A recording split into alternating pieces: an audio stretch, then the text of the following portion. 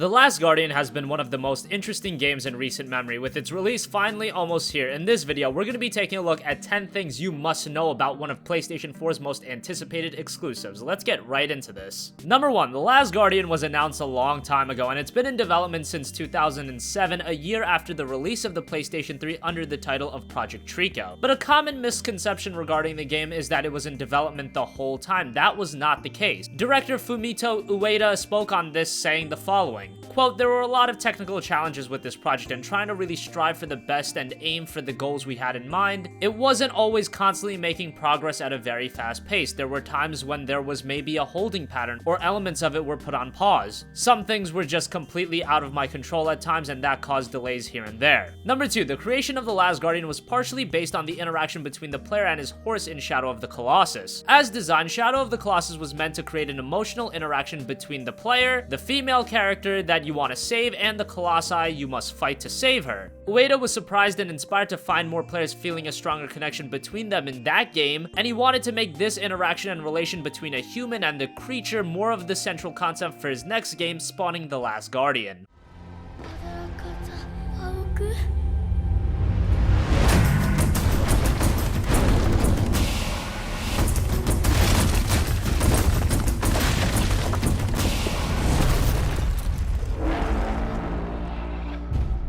Number 3, so what is The Last Guardian? It's a third-person action-adventure puzzle game where you play as an unarmed boy who can run, jump, climb, and perform other actions similar to the gameplay in Eco and Shadow of the Colossus. You'll also have to care for Trico, your pet bird-cat hybrid, by removing spears or arrows from it, feeding it, and healing it. Over the course of the game, you'll gain better command of Trico, but he'll still be his own animal with his own interests, needs, and wants. Ueda stated that he believes each player will have a different Trico to work with depending on how he or she chooses to interact with him. Number 4, The Last Guardian, like all Team Eco games, is very story-driven, and its story is framed as a flashback narrative told by an older man recounting his experience as a younger boy meeting a giant feathered creature resembling a griffin named Trico. In the flashback's present, the boy has been kidnapped under mysterious circumstances and taken to a large, expansive castle. Much of the game is set around the developing friendship between the boy and Trico.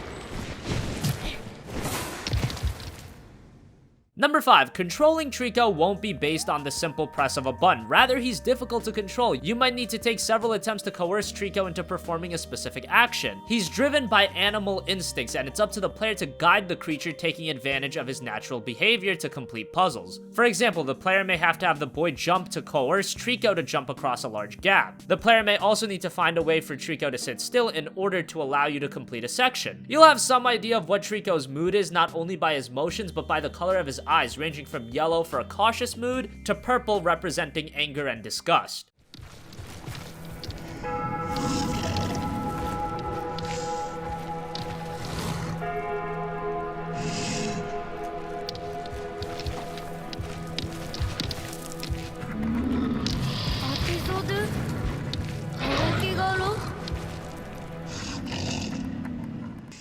Number 6, elements like music are used very sparingly to highlight key emotional moments, such as when Trico uses his tail to catch the boy while he is jumping from a collapsing platform. Ueda stated that much of the architecture in the game emphasizes tall and vertical spaces as to make the player become more connected to the boy, who seems small in contrast to these spaces. The levels in The Last Guardian have been adjusted to meet the standard of Trico's size and abilities. Levels will also be scaled to accommodate puzzles that require coordination between Trico and the player.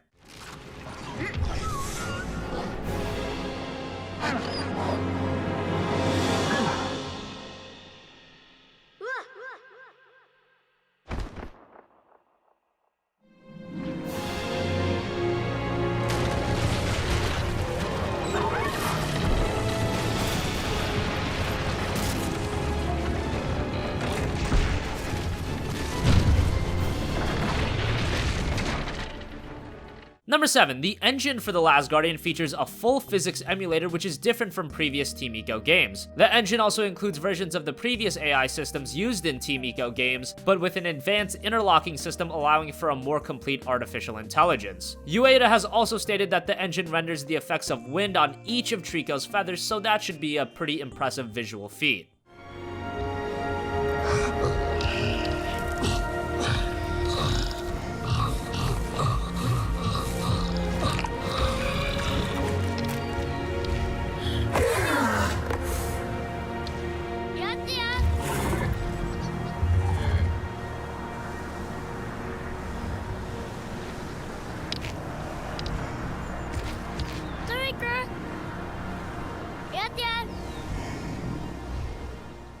Number 8, Yasuhida Kobayashi, vice president of Japan Studio, stated they gave The Last Guardian an English name to appeal to the larger demographic markets in the United States and Europe for the PlayStation 3, now obviously on the PlayStation 4, hoping to avoid similar cultural problems in title and artwork that were attributed to Ico's low sales in the West.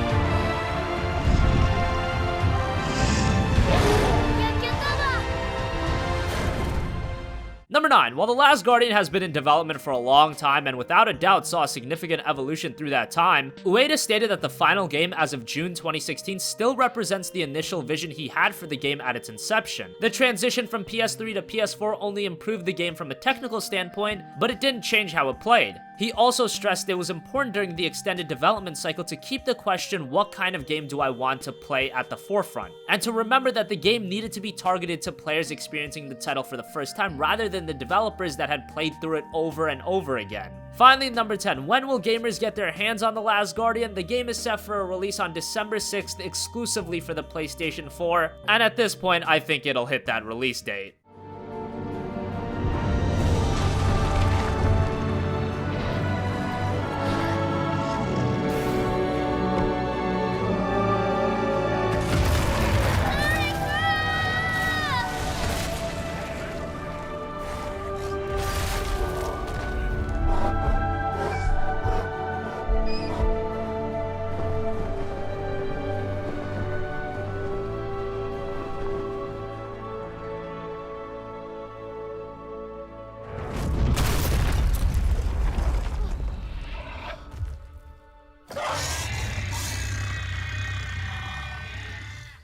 So that wraps up 10 things you need to know about The Last Guardian. What do you think? Are you picking it up day one? Or is this one you're still a little bit skeptical on? Comment your thoughts down below. Thank you for watching, and goodbye.